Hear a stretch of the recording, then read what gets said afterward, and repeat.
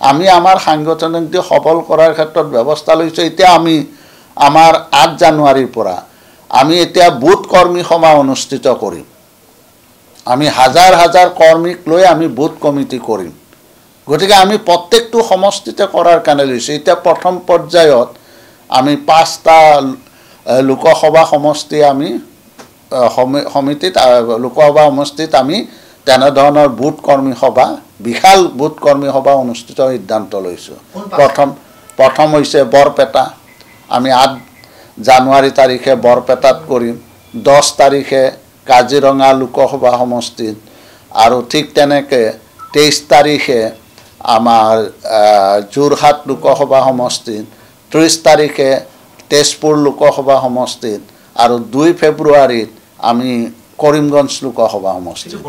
এইকেইটা হ'ল আমাৰ এই যিহেতু তাৰ পৰৱৰ্তী সময়ত যেহেতু অসম বিধানসভা অনুষ্ঠিত হ'ব, সেইকাৰণে আমি পৰৱৰ্তী সময়ত বাকীকেইটা সমষ্টিটো আমি আমাৰ বিধানসভাৰ মাজতে যদি বন্ধ থাকে তেতিয়াও আমি তেনেধৰণৰ বুথ কৰ্মী সভা অনুষ্ঠিত কৰিম।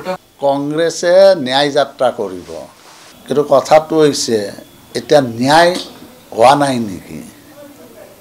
কিবা অন্যায় হৈ আছে নেকি? অন্যায় ক'ত হৈছে? অন্যায় ক'ত হৈছে? অন্যায়খিনি দেখুৱাই দিয়ক যে এইখিনি অন্যায় হৈছে।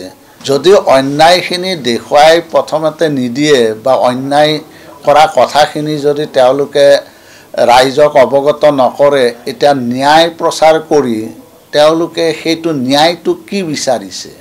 এনেধৰণে প্ৰচাৰ কৰি কংগ্ৰেছে কিবা লাভ কৰিব পাৰিব সেইটো মই ভবা নাই।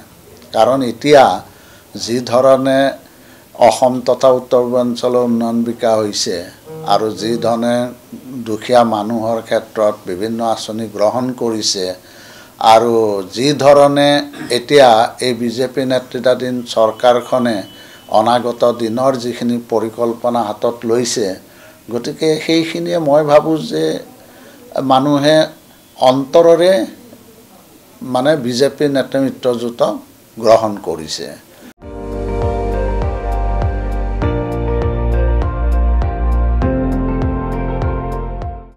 আপুনি চাই আছে ND24, সৰ্বশ্ৰেষ্ঠ নহয় সৰ্বোত্তমৰ দৌৰ।